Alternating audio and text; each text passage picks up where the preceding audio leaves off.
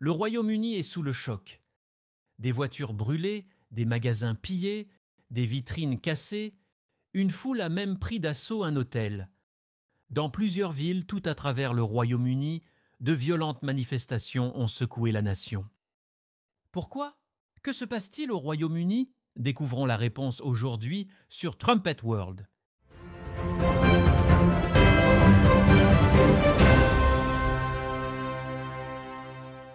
La migration est l'une des questions les plus controversées dans le monde en ce moment. Actuellement, plusieurs pays font face à des difficultés. Aujourd'hui, nous allons nous pencher sur le Royaume-Uni, mais aussi sur le Canada et l'Allemagne. Vous avez peut-être entendu parler des violences de l'extrême droite qui se déroulent au Royaume-Uni. Il y a certainement eu certains cas où ces manifestants ont enfreint la loi et commis des actes de violence. Mais en même temps, ce n'est pas toute l'histoire. Pourquoi? Eh bien, il faut se demander quels sujets ont fait la une depuis que le Parti travailliste est arrivé au pouvoir le 4 juillet. Il s'agit de questions liées à l'immigration et à la violence commise par des minorités. Le 18 juillet, il y avait une émeute à Leeds où des Roms ont incendié un bus et une voiture de police après que les forces de l'ordre ont essayé de prendre en charge 3 enfants victimes de négligence. Et le 23 juillet, une vidéo a fait le tour des réseaux sociaux, sur laquelle on voit un policier donnant un coup de pied à la tête d'un musulman. Par la suite, une foule a encerclé un poste de police à Rochdale en criant Allahu Akbar. Mais plus tard, la vidéo complète a révélé qu'en fait, cet homme musulman s'en est pris à la police en premier. Et il avait même cassé le nez d'une policière.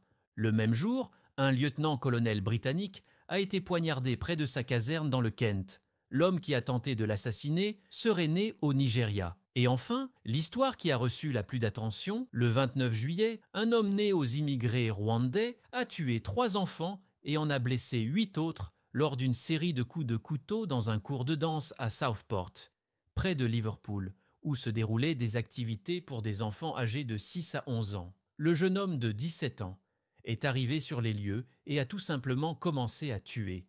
Il s'agit bien sûr d'un événement extrêmement bouleversant qui a donné lieu à des manifestations, des émeutes et des affrontements ethniques. Alors, dimanche, à Rotherham, des émeutiers se sont rassemblés devant un hôtel qui servait à héberger des migrants. Certains ont brisé des vitres, d'autres ont tenté de mettre feu à l'hôtel. À Liverpool, une vidéo montre des émeutiers bousculant un policier à moto, pillant une supérette et mettant le feu à une bibliothèque.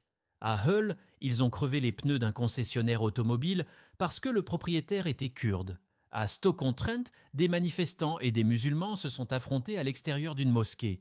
Bon nombre des organisateurs de ces manifestations ont déclaré qu'ils avaient l'intention de rester pacifiques. Par exemple, l'organisateur d'une manif qui a eu lieu à Middlesbrough a en fait déclaré à la foule « Restons calmes aujourd'hui, défendons notre pays ». Il a dit qu'il ne s'agissait pas de race, de la couleur de peau ou de religion. Ce ne sont pas des sentiments de l'extrême droite. Mais il y a quand même eu des violences. Un groupe a attaqué des voitures et des maisons dans un quartier de migrants. Et les immigrés, pour la plupart des musulmans originaires du Pakistan, ont réagi en attaquant au hasard tous les blancs qu'ils croisaient dans le centre-ville. En Irlande du Nord, ces manifestants ont en fait uni les gens. Les manifestations ont réussi à unir les catholiques et les protestants contre l'immigration de masse. Avec toutes ces manifs, le nombre de manifestants se compte en centaines. Liverpool a vu la manif la plus grande, soit environ 1500 manifestants. Voilà donc la situation actuelle. Il y a certainement des manifestations qui comprennent des actes de violence. Mais la façon dont les médias parlent de ces manifs pose plusieurs problèmes importants. Tout d'abord, ces médias font le tri. Selon eux, selon la police et même selon le Premier ministre, il s'agirait de voyous d'extrême droite. Souvent, les mêmes chaînes qui propagent ce récit nous révèlent en même temps que c'est faux. En voici un exemple. C'est une vidéo de Sky News. On parle de dangereux émeutiers et on les taxe d'extrême droite, tandis que des musulmans armés de machettes marchent juste derrière. Regardez. Puis il y a eu cet affrontement entre les manifestants et la police, et c'est à ce moment-là qu'ils se sont enfuis à travers le parc. Un grand groupe s'est enfui à la recherche d'ennui, nous semble-t-il. Nous allons donc nous éloigner de ce groupe qui se trouve derrière nous. Mais il y a beaucoup de désordre ici. Voici une autre séquence, également de Sky News. Les journalistes essayèrent de faire un reportage sur ces émeutes qui seraient d'extrême droite. Mais quelqu'un qui n'est manifestement pas d'extrême droite s'approche et se met à crier de manière menaçante « Libérez Palestine !» Mes excuses pour la vulgarité, mais la colère est très évidente. Et plus tard, ces mêmes journalistes qui couvraient la même manifestation étaient dans leur voiture alors que le même genre de personnes essayaient de taillader les pneus avec des machettes et des couteaux. À Birmingham, des foules musulmanes ont attaqué un pub, mais les médias n'en ont pas trop parlé. Ou bien, même lorsque ce genre de choses fait l'objet d'une couverture médiatique, c'est de manière très trompeuse. En ce qui concerne la violence à Birmingham, la BBC a titré « Des voitures et un pub endommagé à Birmingham », sans mentionner l'identité des agresseurs dans ce cas. En fait, dans tout l'article, cela n'a mentionné nulle part que les auteurs des faits étaient des hommes musulmans. Au même moment, le conseil municipal de Birmingham a publié une déclaration condamnant, je cite, « la violence islamophobe et raciste de la part de l'extrême droite ». Ils ont publié cette déclaration alors même que des foules musulmanes s'en prennent aux Blancs à Birmingham ce soir-là. Les médias et le gouvernement travaillent donc ensemble pour déformer les faits. Il existe bien sûr des cas où l'extrême droite fait des violences et il faut évidemment condamner cela. Sur certaines vidéos, j'ai vu de gens en train de piller un magasin et ils étaient des Anglais blancs. On peut facilement voir qui ils sont et entendre leur accent. Ce ne sont pas des immigrés et il n'y a aucune excuse pour saccager un commerce. Soit dit en passant, l'un des magasins que j'ai vu était, je crois, un magasin de cosmétiques. Quel genre de voyou d'extrême droite pille un magasin de cosmétiques? Comme si les skinheads aiment les produits de beauté. Ils n'ont évidemment pas besoin d'acheter du shampoing. C'est donc assez bizarre. Bien sûr, il va sans dire que personne ne devrait brûler des bibliothèques, des hôtels, avec des migrants à l'intérieur, toutes ces choses que nous avons vues. Mais encore une fois, ce n'est pas toute l'histoire. On a mis l'accent sur la violence de la droite. En même temps, les violences commises par les migrants et certaines communautés musulmanes ont été ignorées, parfois attribuées à l'extrême droite ou tout simplement occultées. Alors, si l'on dit que toute cette violence est la faute de l'extrême droite, tout en ignorant ce que font les musulmans et certaines autres minorités, c'est un mensonge. On dira que ce n'est qu'une minorité de musulmans qui sont violents, et là je suis absolument d'accord. Mais en même temps, ceux qui font des émeutes et incendient des quartiers pour protester l'immigration sont également une minorité. Une perspective équilibrée manque entièrement de ce débat, et il n'y a rien de bon à dissimuler la vérité. Le gouvernement et les médias mentent également parce qu'ils ne veulent pas parler de la crise de l'immigration. Ils ne veulent pas parler du contexte que j'ai présenté au début de l'émission. Regardez ce qui arrive à un ancien policier de haut rang qui tente d'évoquer ce contexte dans une interview accordée à la BBC. Taking their responsibility away because it's my colleagues and my family members who are in the front line dealing with this. They're taking the brick back. What I'm saying is you have to be very careful now with tempers the way they are and people's sense of angst of what had gone on in the preceding couple of days where you'd had an army officer stabbed in the back, the misleading representation in the northwest where this occurred. That's a different case there, Kevin, so we'll leave it there. That's Kevin Hurley. No, they're not. You're missing the point. All of you are missing the point. People conflate this and they make two I think and two and they make five. We're worsening that conflation by mentioning the two cases together here, so we'll leave it there. Thank you, Kevin Hurley. Voilà la réaction habituelle. Non, nous ne pouvons pas parler de ça. Et quel est le plus gros problème que nous avons vu au Royaume-Uni ces dernières semaines? S'agit-il de quelques centaines de personnes qui se rassemblent et mettent le feu à des voitures et à des commerces? C'est bien sûr intolérable et ils ne devraient pas le faire. Le vrai problème, n'est-ce pas ce fils d'un migrant qui a assassiné 3 fillettes? Jusqu'ici, personne n'a été tué dans ces émeutes et manifestations. Je suis plus inquiet à l'idée que quelqu'un se présente à un cours de danse et assassine des enfants. Mais nous ne parlons pas de nous attaquer à ce problème. Actuellement, seules les émeutes sont considérées comme un problème. N'oubliez pas qu'en matière d'intégration et d'immigration, les choses ne vont pas pendant des années déjà. Rotherham a été le centre de quelques-unes de ces manifestations depuis des années. Des musulmans pakistanais ont systématiquement violé 1400 filles, voire beaucoup plus. Je pense que c'était le chiffre le plus conservateur. et les autorités ont travaillé ensemble pour étouffer l'affaire. Même maintenant que cette histoire a été révélée et qu'un grand nombre des auteurs ont été arrêtés et jugés, ils n'ont pas été expulsés. Ils sont de retour dans ces mêmes communautés. Regardez ce qui s'est passé au Royaume-Uni au cours des dernières décennies. Il y a eu les attentats du 7 juillet qui ont fait 52 morts en 2005. Il y a eu l'attentat contre un concert à Manchester en 2017 qui a tué 22 personnes et en a blessé plus d'1 millier. 8 personnes ont été assassinées lors de l'attentat du pont de Londres qui s'est produit plus tard dans l'année. Il y a quelques années, lors du Covid, un enseignant a été contraint de se cacher pour sauver sa vie après avoir montré une image de Mahomet lors d'un cours sur les limites de la liberté d'expression. L'année dernière encore, un garçon autiste qui avait laissé tomber un exemplaire du Coran a reçu des menaces de mort et a été harcelé. Lors de chaque élection, depuis au moins le premier gouvernement conservateur vers 2010, le Royaume-Uni a voté pour un parti politique qui avait promis de réduire l'immigration. À chaque élection, le parti vainqueur n'a pas tenu ses promesses. Quiconque souligne ce genre d'histoire aujourd'hui, ce genre de contexte, est qualifié d'extrémiste.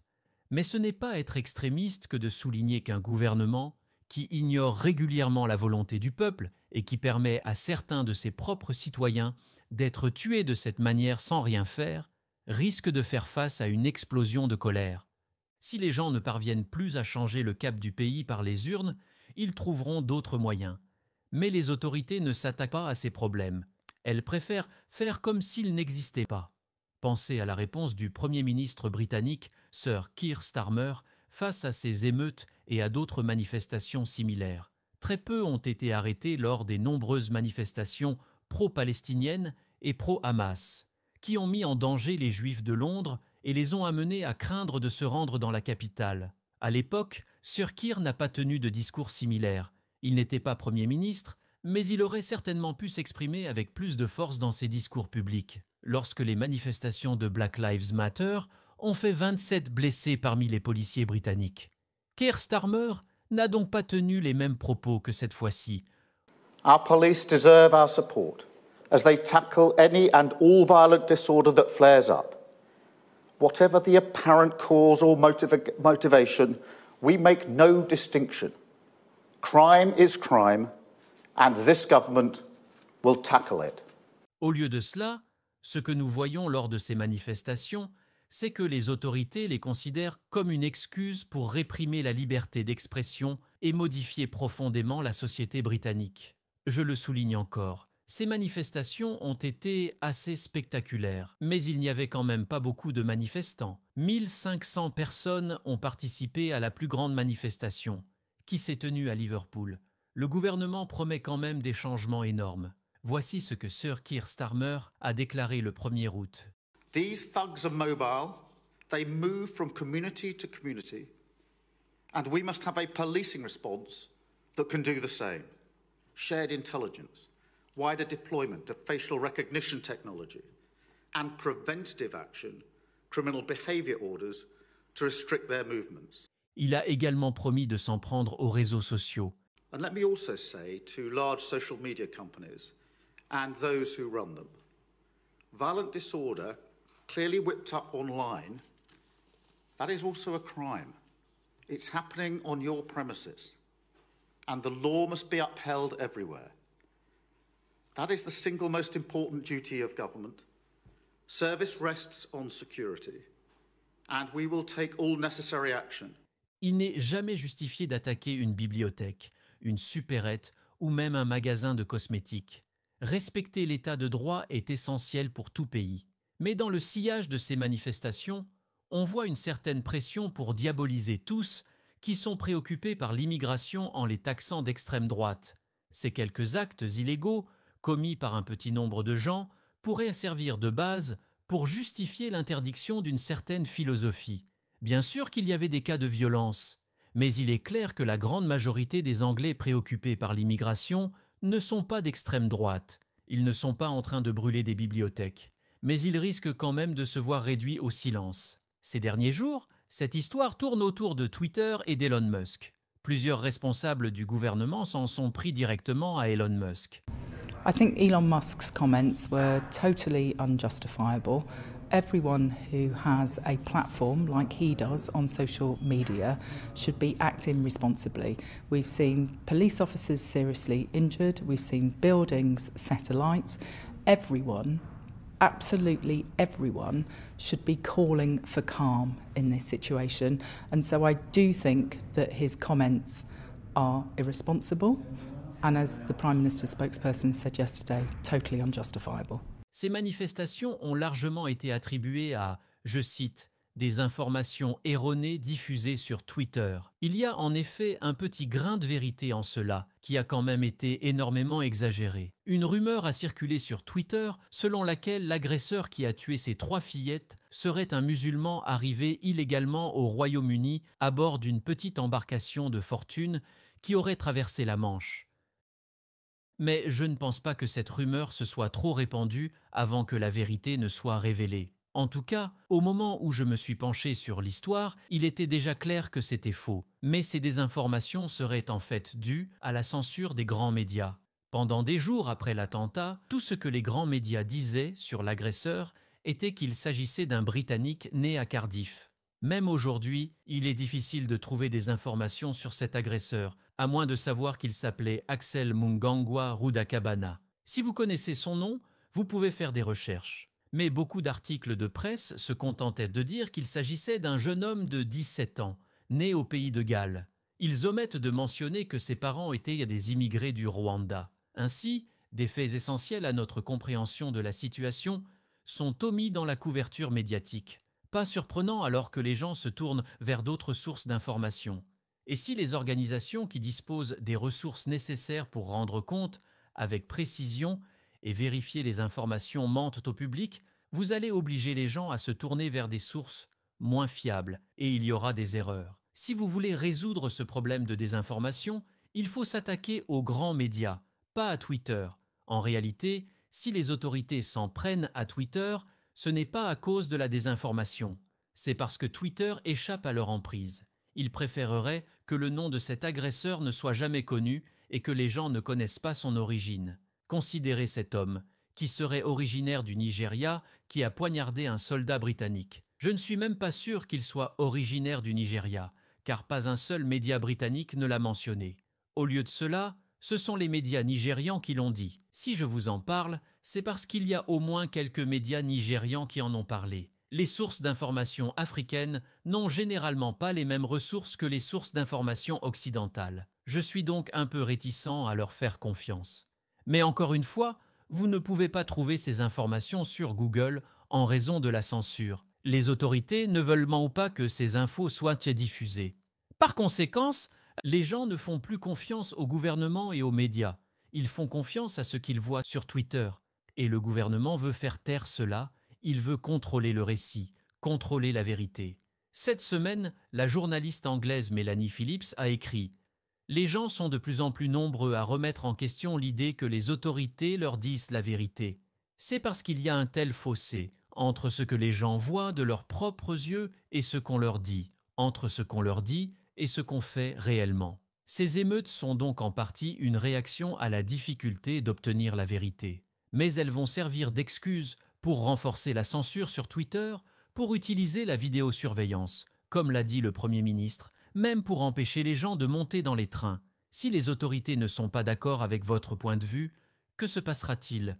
Vous avez publié sur Twitter quelque chose que le gouvernement n'aime pas, alors vous ne pouvez pas monter dans un train. C'est pire que l'Union soviétique. Cela ressemble aux tactiques du Parti communiste chinois. Le gouvernement s'est déjà engagé à durcir les lois sur les discours haineux. Il a interrompu la mise en œuvre de la loi sur la liberté d'expression dans l'enseignement supérieur, conçue pour empêcher les professeurs de perdre leur emploi pour avoir dit des choses impopulaires. Cette loi a été adoptée avant qu'ils n'arrivent au pouvoir, donc le gouvernement essaie de l'annuler. Ils ont promis de nouvelles lois contre l'islamophobie qui vont rendre illégale toute critique de l'islam, toute discussion sur les problèmes plus larges liés à l'intégration de l'islam dans la société, à la violence des communautés.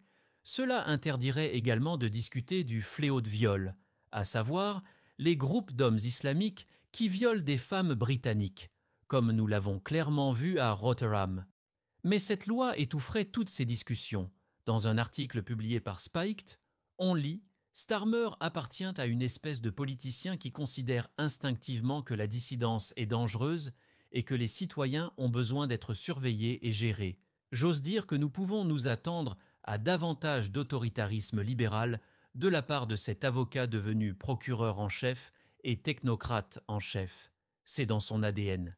L'immigration est donc en train de devenir une double malédiction pour le Royaume-Uni. Elle entraîne des défis, et maintenant elle sert de prétexte pour sévir sur tout le pays. Nous verrons bientôt ce que dit la Bible à ce sujet. Cette situation a été prophétisée dans le détail.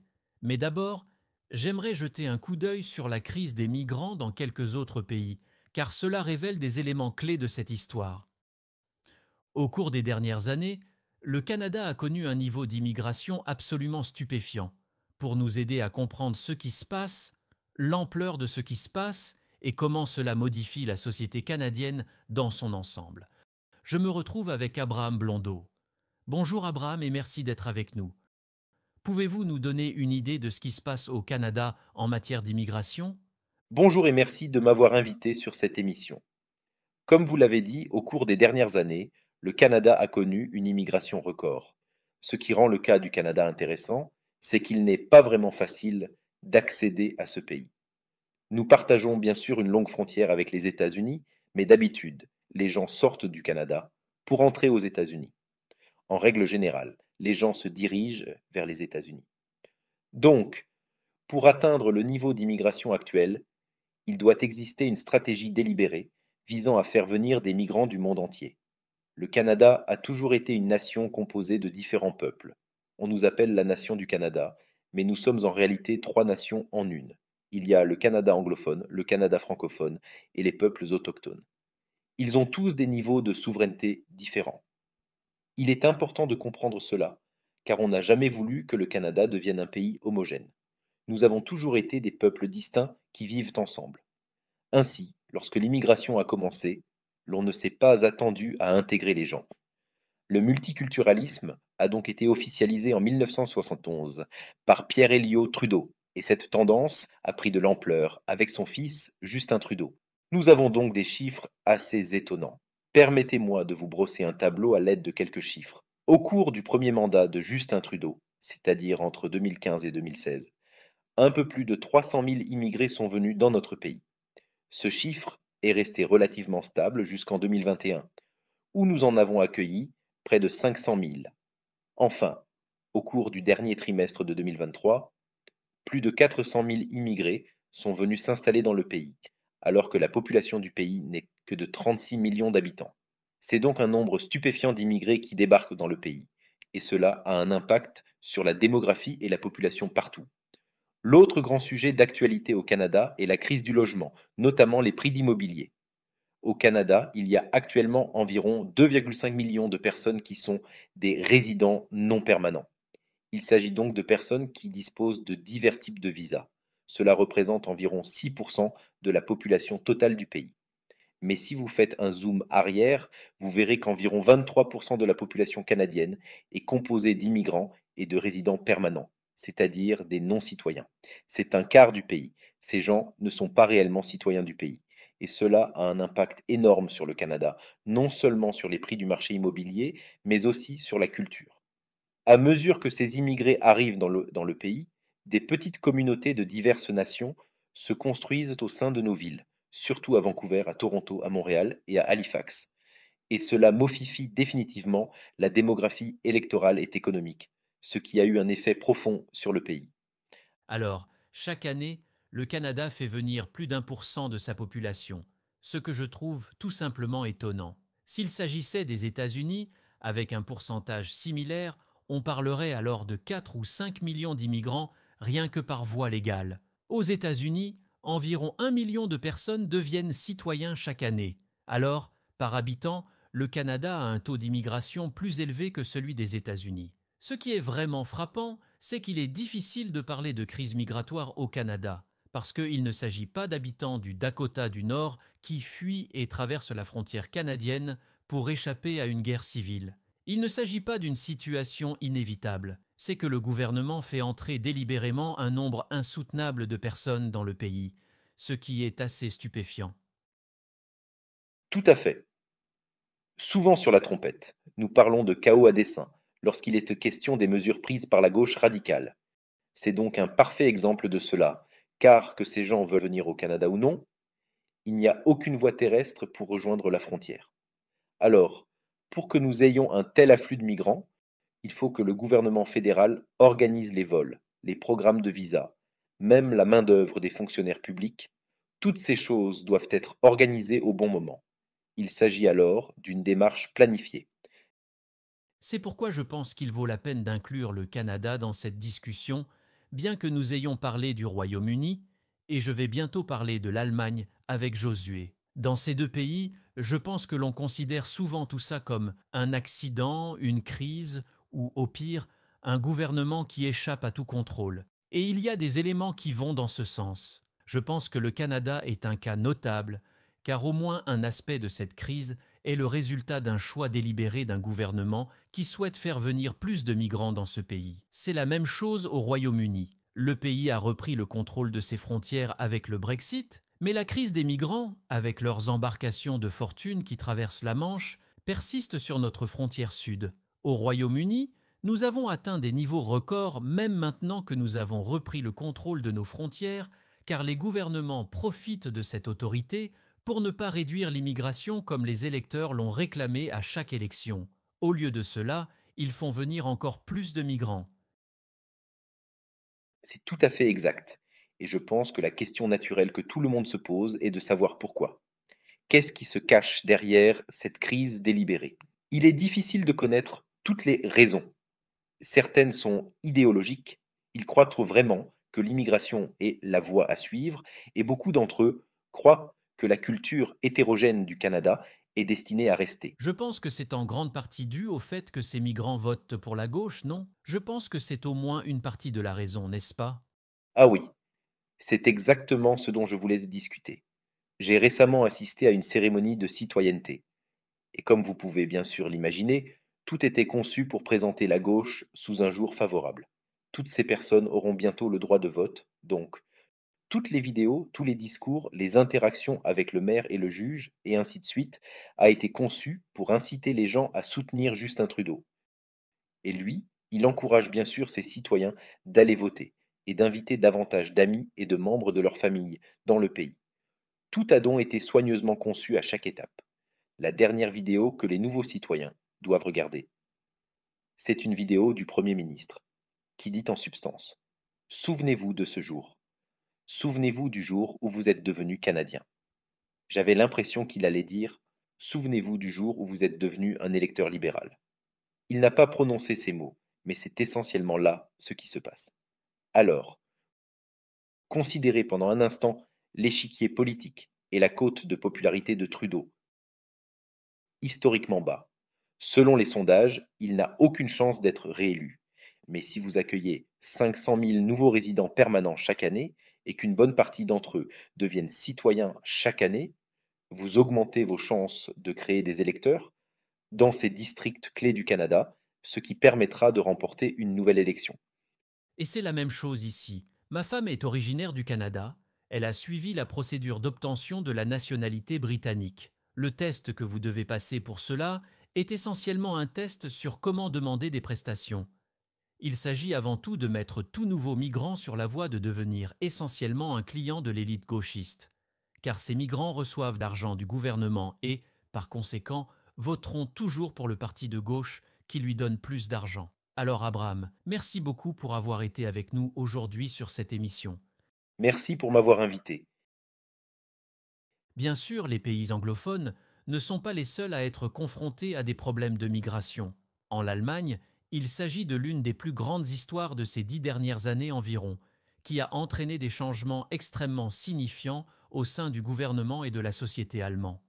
Pour en parler aujourd'hui, je vais accueillir notre correspondant allemand, Josué Michel. Cette histoire, à savoir la migration, n'est pas nouvelle. Elle a également fait la une cette semaine en Allemagne, à la fois en termes de problèmes de migration et de solutions potentielles. Peut-être que nous puissions commencer en parlant de cela ?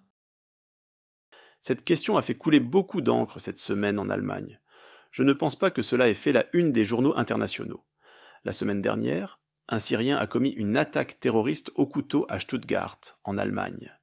La presse a titré que ce jeune homme de 17 ans avait déjà commis 34 délits, alors qu'il vient d'une famille qui a commis 110 délits. Tout à l'heure, un tribunal a décidé que la situation en Syrie était telle qu'il y avait toujours une guerre civile en cours, mais qu'il n'était pas aussi dangereux qu'avant, laissant entendre que certains de ces migrants puissent rentrer chez eux. Cela a donc suscité un grand débat. Depuis 2015 ou 2016, des centaines de milliers de Syriens sont venus chercher refuge en Allemagne. Et maintenant, il est possible que beaucoup d'entre eux retournent en Syrie. Tout comme c'est le cas pour le Royaume-Uni, ce sujet est d'actualité, mais il y a des problèmes à long et des causes profondes, qui remontent à des décennies. Peut-être pouvons-nous parler de certains des aspects plus généraux de la situation en Allemagne qui ont mené à cette situation. Bien sûr, l'Allemagne a une histoire de migration. À un moment donné, de nombreuses personnes ont quitté l'Allemagne en raison des guerres ou d'autres événements. Et bien sûr, il y a eu beaucoup de migration vers les États-Unis. Mais après la Seconde Guerre mondiale, de nombreux migrants sont revenus. Et beaucoup d'Allemands sont revenus d'Europe de l'Est par la suite. Ils avaient alors besoin de travailleurs. Certains venaient d'Europe, mais beaucoup venaient aussi de Turquie. Un accord de travail a été conclu avec la Turquie. C'est ce qui a déclenché le premier véritable défi culturel lié à la migration. Puis, en 2015, le phénomène a vraiment explosé. C'est à ce moment-là que tout s'est effondré en Syrie. Les migrants ont commencé à arriver en Europe par voie terrestre, et il y a eu cette fameuse déclaration d'Angela Merkel qui a dit « Nous pouvons le faire » ou quelque chose de ce genre. Nous allons nous occuper de tous ces migrants syriens. C'est ainsi qu'est né le parti Alternative für Deutschland en tant que mouvement de masse majeur. Il existait déjà auparavant, mais il s'agissait en quelque sorte de geeks, d'économistes allemands qui n'étaient pas d'accord avec certains aspects dont la Banque centrale européenne gérait l'économie. Mais cette évolution a transformé le parti. Et, avec la crise financière de 2008, cela a posé le fondement du monde politique allemand que nous connaissons aujourd'hui. En effet, cette crise de migrants a transformé l'Allemagne comme aucun autre événement dans l'histoire récente. Sur la couverture de notre revue figurait le 11 septembre allemand, en raison d'un attentat qui avait eu lieu. Cette crise a transformé l'Allemagne, et l'essor de l'extrême droite est devenu un mouvement important. Je me souviens qu'en 2015 et 2016, j'ai parcouru beaucoup de ces articles où l'on voyait des mouvements politiques attaquer des centres de réfugiés un peu partout. Le terrorisme était un problème majeur, et c'était similaire à ce qui s'est passé après la réunification de l'Allemagne dans les années 1990. Nous avons assisté à quelque chose de très similaire à l'époque. Et nous devrions également évoquer certaines statistiques, non ? Il y avait 1 ou 2 millions qui sont débarqués après la crise syrienne, n'est-ce pas ? Effectivement. Il y avait 1 million en provenance de Syrie, mais il y avait aussi des migrants en provenance d'autres pays comme l'Afghanistan et d'autres régions du Moyen-Orient qui ont connu de l'instabilité à un moment donné. À mon avis, je n'avais pas vraiment pris conscience de la gravité de ces évolutions en Allemagne au début. Il y a quelques années, j'ai voyagé dans le sud de l'Allemagne, et cela m'a fait comprendre à quel point la société allemande est encore basée sur la confiance mutuelle, contrairement au Royaume-Uni et à l'Amérique. Cela existait il y a 50 ou 60 ans, et existe peut-être toujours dans certaines régions de l'Amérique rurale, par exemple, mais c'est encore la norme en Allemagne aujourd'hui. Je me souviens que je prenais l'avion pour Zurich. Je traversais le sud de l'Allemagne dans le train et en voiture. Lorsqu'on monte dans le train, il n'y a pas de contrôle à franchir comme on en voit partout à Londres et à Paris, où il y a d'énormes barrières qui empêchent de grimper, car les gens ont même essayé des trucs pareils. Par contre, en Allemagne, personne n'a contrôlé mon ticket. Tout était basé sur l'honnêteté. Je sais qu'il y a parfois des agents qui contrôlent tes tickets, mais je ne pense pas que vous puissiez vous en sortir avec ce système au Royaume-Uni, en France ou dans beaucoup d'autres pays. Puis je suis arrivé à l'hôtel. J'ai séjourné à plusieurs hôtels différents. Et dans chacun, il y avait une sorte de salle avec un réfrigérateur rempli de boissons et, dans certains cas, juste une boîte en plastique sur la table. L'idée était de se servir d'un verre de coca, d'une boisson gazeuse ou d'une bouteille de vin, et il y avait une liste de prix. Vous mettez l'argent dans le coffre. Il n'y avait personne pour vérifier, il n'y avait pas de sécurité pour s'assurer que vous ne sortiez pas l'argent de la boîte. Mais vous pouviez gérer un hôtel de cette manière. C'est ainsi que les gens vivent dans cette société. Mais dès qu'1 million de migrants viennent de Syrie, beaucoup de gens ne suivent pas ces règles. Nous ne disposons pas de toutes les statistiques concernant le taux de vol dans ce scénario précis, mais on a quand même un afflux important de gens qui ne respectent pas ces règles. On assiste alors à une explosion. C'est un peu ce qui s'est passé en Allemagne depuis 2015 et 2016. Le principe d'honnêteté ne fonctionnait plus, ce qui a eu des répercussions considérables. Mais aussi des répercussions financières, parce qu'il faut loger tous ces réfugiés. Il faut leur donner de l'argent pour subvenir à leurs besoins. Et s'ils trouvent un emploi, l'autre question qui se pose est la suivante. Est-ce qu'ils prennent la place d'un citoyen allemand qui a besoin d'un emploi ? Toutes ces questions ont donc suscité de vifs débats à l'époque. Beaucoup d'Allemands ont bien reconnu que la Syrie s'était enlisée dans une grave crise et voulaient donc aider ces gens. La difficulté, c'est qu'il ne faut qu'un petit groupe de gens pour que les problèmes commencent. Et c'est devenu un problème de plusieurs façons. Nous avons déjà évoqué les attaques terroristes, par exemple le 11 septembre d'Allemagne, ces tueries comme ce qui s'est passé au marché de Noël de Berlin. On a assisté à des attaques à la voiture bélier et à l'arme blanche. Puis il y a le fait que beaucoup de ces migrants sont de jeunes hommes musulmans. Et on a assisté à une vague d'histoires de comportements inacceptables, pour le dire poliment, envers les femmes allemandes. Par exemple, en 2015 à Cologne, il y a eu une agression sexuelle de masse lors du Saint-Sylvestre. Les Allemands étaient en train de faire la fête et je n'essaie pas de nier l'immoralité de la façon dont certains s'habillaient. Mais les migrants ont commis des attouchements sur les femmes. L'été dernier, il y avait un tollé parce que les piscines publiques ont été fermées.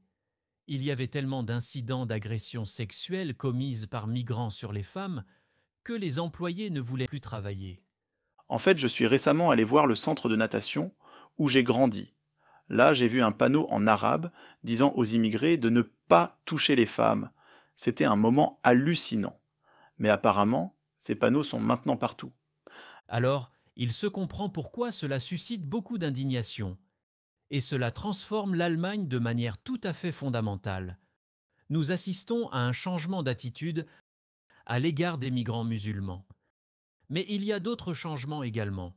Une chose qu'il faut retenir de tout ça, c'est que l'Allemagne a vraiment besoin de trouver une façon de faire face à ce problème.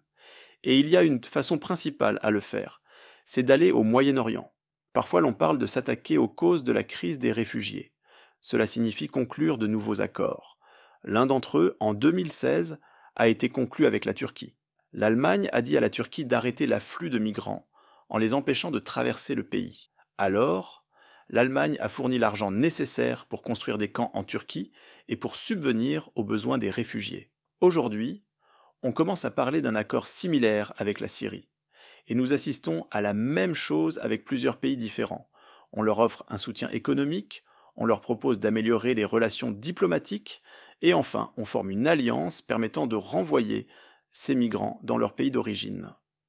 Je viens de voir un article selon lequel l'UE aurait conclu un accord d'1 milliard d'euros avec le Liban pour empêcher d'autres réfugiés d'arriver à Chypre, qui appartient à l'UE.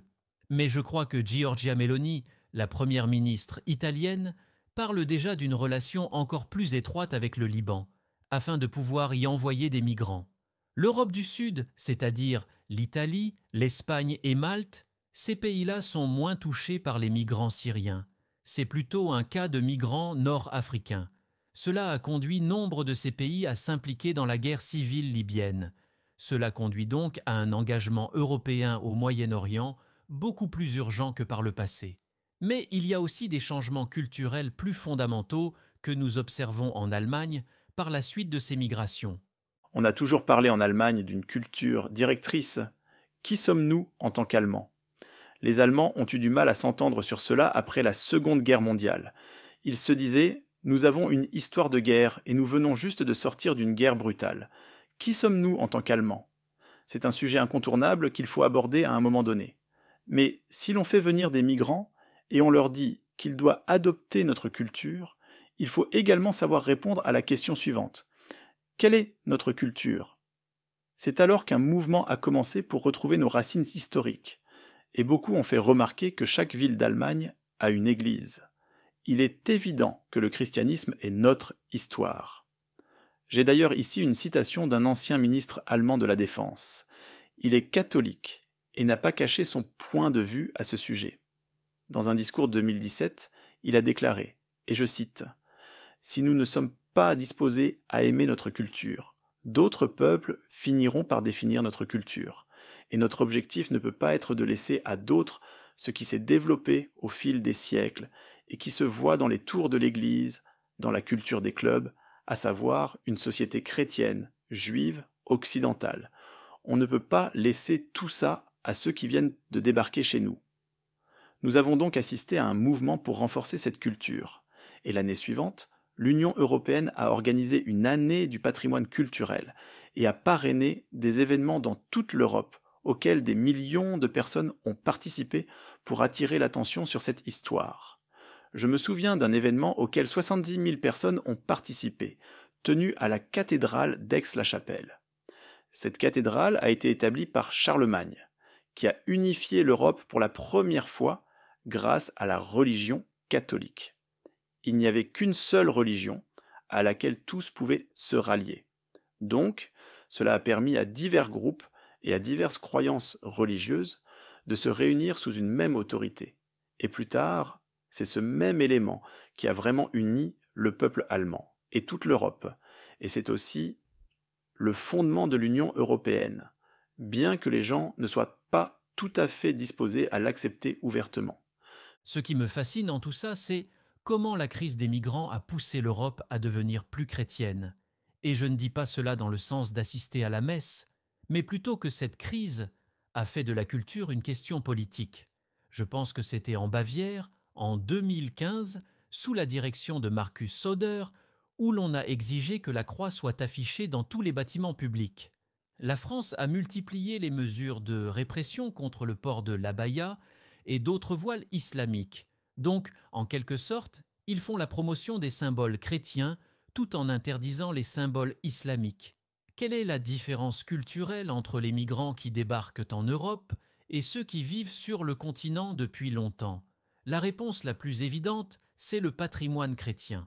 Et je pense que c'est ce qui conduit à la christianisation de l'Allemagne. C'est ce qui pousse le christianisme à jouer un rôle plus public en France, qui est censé être laïque. Généralement en France, il y a une différence claire entre l'Église et l'État. C'est un sujet qui mérite peut-être son propre épisode. En tout cas, la promotion des symboles chrétiens en dit long sur la situation. Nous avons commencé cette émission en parlant de l'immigration au Royaume-Uni et bien sûr de l'explosion des émeutes. Les dirigeants tentent de nier l'existence d'un problème lié aux migrants et affirment qu'il s'agit uniquement d'un problème d'extrême droite.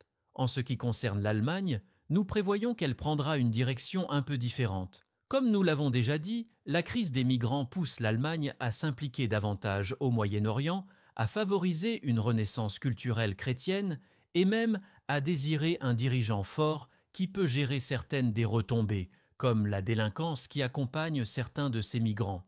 Tout cela est prédit dans la Bible, et la prophétie biblique nous apprend que ce que nous voyons en Europe, avec la crise des migrants par exemple, poussera l'Europe dans une direction différente par rapport au Royaume-Uni. Nous commençons déjà à voir cela se produire, mais la Bible nous indique ce à quoi il faut attendre dans ces deux régions. Tout à fait. Nous sommes guidés dans nos analyses par la prophétie biblique, parce que sinon il est impossible de vraiment comprendre ce qui se passe. L'Allemagne subit diverses pressions. Beaucoup d'Allemands me disent régulièrement que le pays s'enfonce rapidement dans une crise économique. Il y a aussi la crise des migrants. Alors ils ne voient pas d'avenir pour l'Allemagne. Mais la Bible décrit exactement ce que nous voyons se produire en Allemagne. Par exemple, le fait qu'une importante population turque vit en Allemagne signifie que Berlin a une relation étroite avec Ankara. Les gens voyagent entre les deux pays, et les deux pays ont établi des liens culturels, commerciaux, linguistiques, et ainsi de suite. Et nous savons, d'après une prophétie précise dans le psaume 83, que la Turquie se rangera en fait du côté de l'Allemagne. Les gens du monde entier semblent en mesure de constater déjà que la migration a rapproché ces deux pays. Il y a parfois des disputes en raison de différences culturelles. mais ces nations voient également des points communs et des objectifs partagés. Récemment, nous avons vu quelque chose de similaire se produire avec les Syriens. Il y a des millions de migrants syriens en Allemagne. Beaucoup d'entre eux ont appris l'allemand. Ils ont acquis diverses compétences professionnelles. Et maintenant, on parle de mettre sur pied un programme les permettant à revenir en Syrie. Ils conserveront alors un lien avec l'Allemagne ainsi que leurs compétences nouvellement apprises. Mais la Syrie est un autre pays qui, selon la prophétie, se rangera du côté de l'Allemagne. C'est donc à travers ce prisme que nous analysons ces évolutions. Mais il y a une autre prophétie qui nous donne une perspective différente, dans laquelle il est question d'une réponse plus agressive de la part de l'Europe. Cette dernière cherchera à retrouver ses racines culturelles et finira par affronter l'islam radical et les causes terroristes. Comme l'a souvent souligné notre rédacteur en chef, Gérald Fleury, le principal sponsor du terrorisme est l'Iran, et la Bible a spécifiquement prophétisé que l'Allemagne affronterait l'Iran au Proche-Orient.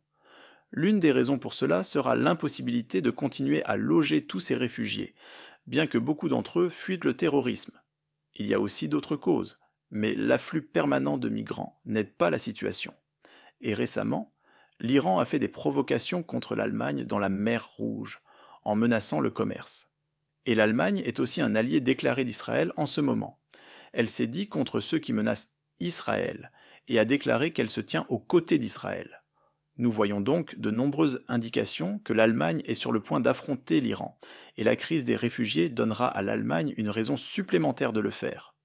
Alors, l'Allemagne réagira très différemment, bien qu'elle connaisse certains des mêmes problèmes que le Royaume-Uni.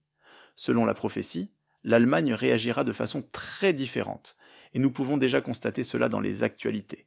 C'est exactement ce que l'Allemagne est en train de faire. Merci beaucoup, Josué. Nous allons prendre une petite pause, mais restez avec nous, car nous allons examiner un peu plus en détail les raisons pour lesquelles ces pays suivent deux voies tellement différentes. Enfin, nous verrons où nous mène cette crise migratoire. Je voudrais conclure en parlant d'un message très spécifique de la Bible qui s'adresse au Royaume-Uni, au Canada, à l'Australie et d'autres anciennes colonies britanniques. Lors de la dernière émission, nous avons parlé un peu du livre de Herbert Armstrong, Les Anglo-Saxons selon la prophétie. Ce livre est à la base d'une grande partie de ce que nous discutons dans cette émission. Ce livre décrypte la prophétie biblique. Monsieur Armstrong montre dans ce livre que le Royaume-Uni descend d'Éphraïm, le fils de Joseph. Dans la Genèse, surtout dans les chapitres 48 et 49, il est question d'Éphraïm comme puissance colonisatrice, une multitude de nations, selon Genèse 48, verset 19. Et c'est exactement ce que nous avons vu par le passé. Le livre d'Osée évoque ce nom, Éphraïm, à 37 reprises. C'est donc un livre très pertinent, compte tenu de ce qui se passe actuellement au Royaume-Uni et dans ses pays apparentés. Ce livre révèle pourquoi la crise migratoire au Royaume-Uni prend une direction tellement différente par rapport à l'Allemagne. Il y a des similitudes entre ces deux pays en ce qui concerne le problème et aussi avec leurs réactions, mais en fin de compte, ces deux nations connaîtront deux issues distinctes. Nous allons donc jeter un coup d'œil au livre d'Osée. Nous verrons ce qu'il nous apprend sur la crise des migrants, sur la direction que prend l'Angleterre, et enfin, nous verrons l'amour dont Dieu fait preuve même alors que le monde subit cette crise de migrants. Je vais commencer en lisant Osée chapitre 13, verset 9. « Ô Israël, tu as entraîné ta propre ruine. » Nous parlerons davantage de ce verset plus tard. Mais ici, nous voyons un thème. Israël entraîne sa propre chute. Ce thème persiste dans tout le livre d'Osée. Dans Osée 8, verset 7, par exemple, on lit « Puisqu'ils ont semé du vent, ils moissonneront la tempête ». Dans le livre d'Osée, et dans la prophétie biblique en général, c'est une question de cause à effet. Le message clé d'Osée est que le Royaume-Uni et toutes ces autres nations font des choses qui entraînent des problèmes et des malédictions. Alors, lisons le verset 7.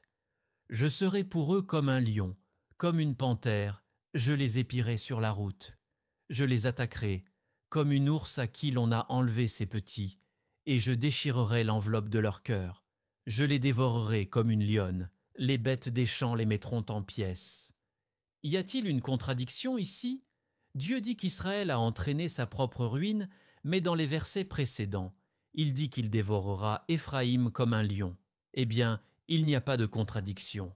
Mais cela nous dit une vérité importante. Nous nous détruisons nous-mêmes, mais Dieu ajoute également des malédictions et il entraîne davantage de destruction. C'est pourquoi la crise au Royaume-Uni prend une direction très différente de celle de l'Allemagne.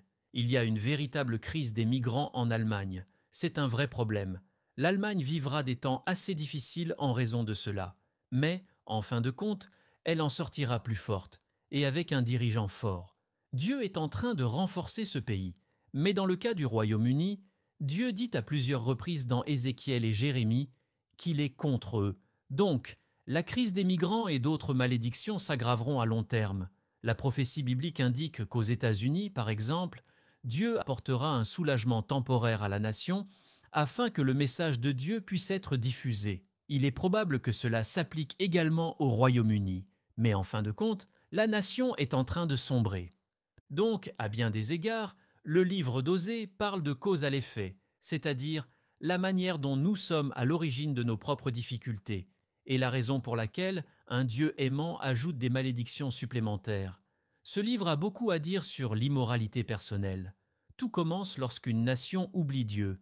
Nous le voyons dans Osée chapitre 2, verset 10, « Elle n'a pas reconnu que c'était moi qui lui donnais le blé, le mou et l'huile, et l'on a consacré au service de Baal l'argent et l'or que je lui prodiguais. » Nous avions toutes ces richesses, mais nous n'avons pas reconnu la source de ces richesses et bénédictions. Pendant si longtemps, le Royaume-Uni était la nation la plus prospère au monde. Mais la nation n'a pas reconnu Dieu comme source de tout cela, et elle a fini par tout gaspiller en poursuivant des buts inutiles. Alors, Dieu a supprimé ses bénédictions.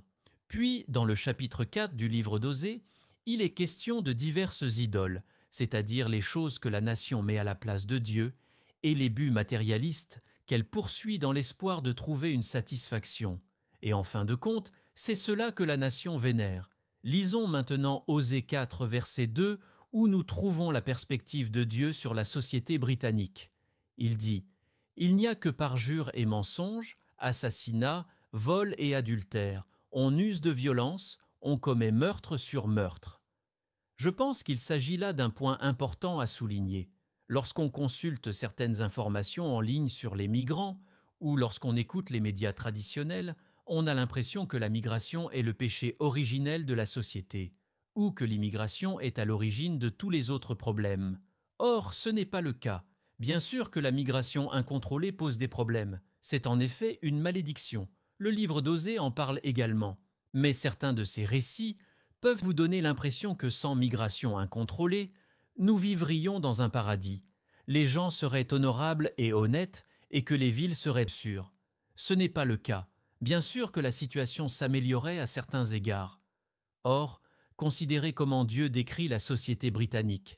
Ils jurent, ils mentent, ils tuent, ils commettent des vols et des adultères. Nous avons vu cela.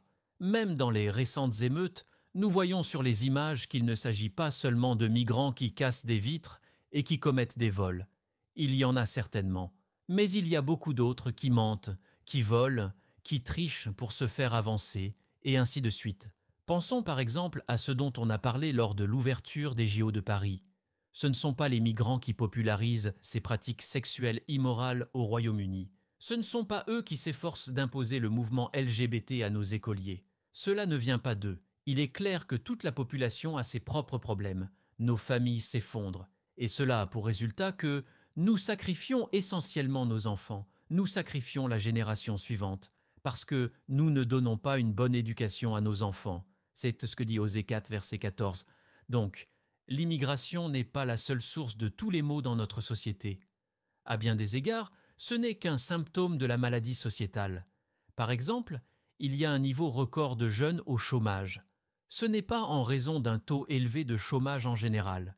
C'est plutôt dû à une mauvaise santé à long terme. Au Royaume-Uni, 1,5 million d'adultes de moins de 35 ans ne travaillent pas en raison d'une maladie de longue durée, et un tiers d'entre eux reçoivent des allocations du gouvernement parce qu'ils ne peuvent pas travailler à cause de leur santé mentale. Dans plusieurs villes au nord d'Angleterre, un habitant sur 4 en âge de travailler est, en fait, au chômage. Nous sommes confrontés à une crise de la santé à long terme dans ce pays. Le gouvernement a réagi à cette crise en encourageant l'immigration. Il a raisonné que si toutes les allocations vont aux contribuables, il n'y aura plus d'argent pour soutenir l'économie, alors il faut importer plus de contribuables qui rejoindront la main-d'œuvre. Il y a certainement des points faibles de ce raisonnement qu'on peut critiquer, mais plus important encore, cela cache un problème important. Nous sommes en train d'élever une génération qui est tout simplement trop fragile pour travailler. Et la migration de masse finit par masquer notre déclin sociétal et nos problèmes au sein du foyer. C'est une crise, et nous sommes en train d'élever toute une génération qui n'est pas vraiment capable de produire grand-chose. C'est aussi à cause de nos problèmes familiaux que nous n'avons pas de dirigeants forts. Osée 5, verset 1, dit que nos dirigeants sont comme des pièges et des filets tendus. Le verset 11 du chapitre 5 dit que la nation dans son ensemble est opprimée et brisée dans son jugement. Alors, nous prenons des décisions insensées. Et le résultat, c'est que notre société a l'air bien, tout en ayant de grands défauts. Le verset 12 d'Osée 5 dit « Je serai comme une teigne pour Éphraïm, comme une carie pour la maison de Juda. » L'image ici est celle d'un vêtement rongé par les teignes. Le vêtement semble beau quand il est dans l'armoire, mais dès qu'on le sort, il tombe en lambeaux. Il est inutile quand on en a besoin. C'est le cas du Royaume-Uni aujourd'hui. Parfois, les choses ont l'air bien, mais ce n'est que lorsque le pays est vraiment mis à l'épreuve qu'on découvre à quel point tout est fragile. Nous avons une brochure gratuite sur Osée par le rédacteur en chef de La Trompette, Gérald Fleury. Voici ce qu'il a écrit. « Les gens ne voient que la prospérité et les choses qui ont l'air attirants. Aujourd'hui, la plupart des gens passent d'un divertissement à l'autre. Même si les avant-coureurs du désastre sont visibles, nos nations refusent de reconnaître les teignes et les caries dans notre société. En raison de nos nombreux péchés, il ne reste plus grand-chose pour garder nos nations intactes. C'est notre immoralité et nos péchés généralisés qui sont à l'origine de ce problème. La crise migratoire et les émeutes auxquelles nous assistons ne sont qu'un symptôme de ce problème plus profond, et peut-être que certains se réveillent et commencent à voir ces problèmes un peu plus clairement. Au verset 13, cela dit que le Royaume-Uni et Juda reconnaissent leurs problèmes, mais ne recherchent pas l'aide de Dieu. Au lieu de cela, ils se tournent vers la Syrie, le nom biblique pour l'Allemagne. Et dans les anglo-saxons, selon la prophétie, il est également question de l'identité biblique de l'Allemagne. Nous en avons un peu parlé dans l'émission de la semaine dernière. Alors, Osée mentionne spécifiquement l'immigration comme étant l'un des facteurs qui affaiblissent la société. Osée 7, verset 8 dit « Éphraïm se mêle avec les peuples, Éphraïm est un gâteau qui n'a pas été retourné. » Il s'agit d'une autre image similaire à celle du vêtement rongé par les teignes. Maintenant, c'est un gâteau qui n'est pas assez cuit d'un côté et brûlé de l'autre parce qu'il n'a pas été retourné. On le regarde dans le four et il a l'air délicieux, mais lorsque vous le découpez, il est tout brûlé et impossible à manger. Telle est notre société. Et Dieu dit que cela arrive parce qu'Éphraïm s'est mêlé au peuple. Ça signifie qu'il fait venir des étrangers. Cela a fragilisé notre société et elle ne résistera pas lorsqu'elle sera mise à l'épreuve. Le verset 9 dit « Des étrangers consument sa force et il ne s'en doute pas. La vieillesse s'empare de lui et il ne s'en doute pas. Notre société est beaucoup plus faible que nous ne le pensons. Certains s'éveillent au fait que des étrangers ont dévoré leur force. Mais quand on lit des versets comme celui-ci, on se demande si même la droite se rend compte de l'ampleur du problème. Le gouvernement ne s'en rend certainement pas compte. Il pense être fort, mais lorsque la nation sera mise à l'épreuve, elle s'effondrera. Pourquoi ? Pourquoi un Dieu d'amour permet-il ces malédictions et même les aggrave-t-il ? Pourquoi n'intervient-il pas pour nous donner de meilleurs dirigeants ou nous sauver totalement de tous ces problèmes ? Nous savons que le livre d'Osée est fiable, car cela énumère toutes ces malédictions dans le détail. Nous pouvons regarder autour de nous et voir ces malédictions se réaliser. Nous voyons à quel point ce livre décrit parfaitement notre société. Mais en ce qui concerne le Royaume-Uni, ce livre contient également certains des versets les plus positifs et les plus encourageants de la Bible.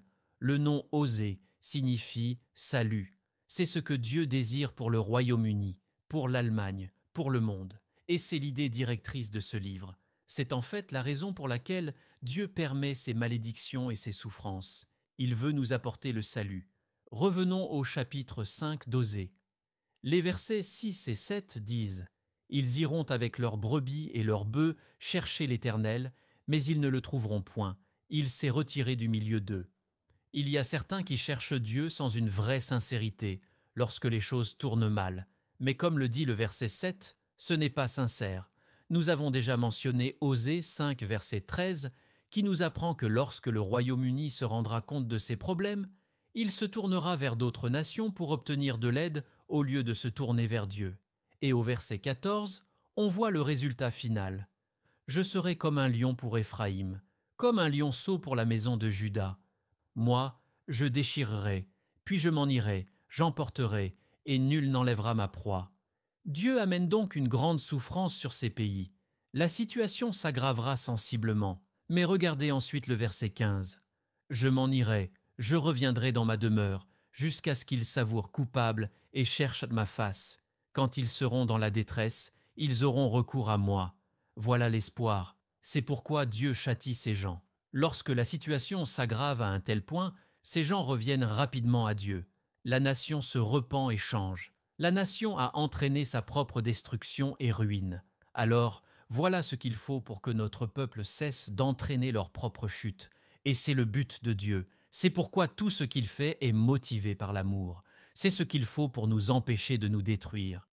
Osée est rempli de références à un message adressé au Royaume-Uni en ce moment même. C'est un message que le pays pourrait écouter. Le pays a la possibilité de changer. Et en fin de compte, ce message aidera les gens à se repentir. On lit au verset 9, « Éphraïm sera dévasté au jour du châtiment. » Il y aura beaucoup de souffrance en ce jour, mais ça poursuit. J'annonce aux tribus d'Israël une chose certaine. Dieu a prophétisé qu'il ferait connaître à l'avance ce qui arriverait. Le verset 8 dit « Sonnez de la trompette à Gibéa, sonnez de la trompette à Rama, poussez des cris à Beth-Aven, derrière toi, Benjamin. » Il y a donc un message urgent d'avertissement qui somme les gens à se repentir et à changer. Le verset 15 nous dit qu'au comble des souffrances, le Royaume-Uni entendra ce message et se tournera vers Dieu. Dans Osée 6, verset 1, nous lisons « Venez, retournons à l'Éternel, car il a déchiré, mais il nous guérira, il a frappé, mais il bandera nos plaies. » La nation se tournera donc vers Dieu et cherchera la guérison auprès de lui. Par ailleurs, le chapitre 11 de ce livre explique en détail à quel point Dieu aime Éphraïm, cette nation qu'il châtie. Revenons à notre point de départ. Osée 13, verset 9. « Ô Israël, tu as entraîné ta propre ruine, mais tu trouveras en moi ton secours. » Dieu fait tout cela pour apporter le salut à toute la nation et en fin de compte, au monde entier. Il aime toutes les nations. Il dit qu'il n'y a pas d'acception de personne avec lui. Donc, lorsqu'il décrit au chapitre 11 combien il aime Éphraïm, on doit se souvenir que Dieu aime toutes les nations. Il travaille avec elles de manière différente à différentes époques.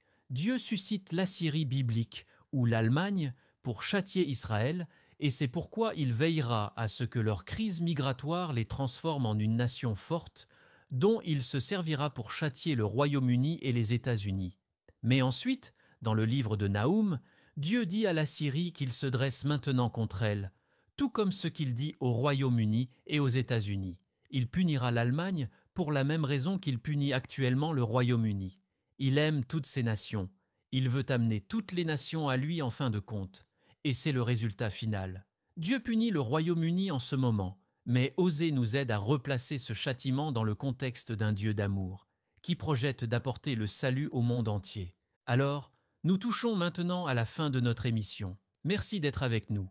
Si vous aimez cette émission, n'hésitez pas à nous donner un like ou à vous abonner à la chaîne sur YouTube. Soyez les bienvenus de nous envoyer un mail. Nous avons notre propre adresse électronique lettres@latrompette.fr. N'oubliez pas que vous pouvez vous procurer les livres dont nous avons parlé sur notre site web latrompette.fr. Je vous conseille fortement. Les Anglo-Saxons selon la prophétie, c'est tout simplement un livre fantastique pour commencer. Vous pouvez retrouver et commander des exemplaires gratuits sur notre site web. N'hésitez pas à nous faire part de vos retours, de vos idées et de vos questions. Nous serons de retour vendredi. D'ici là, continuez à surveiller votre monde.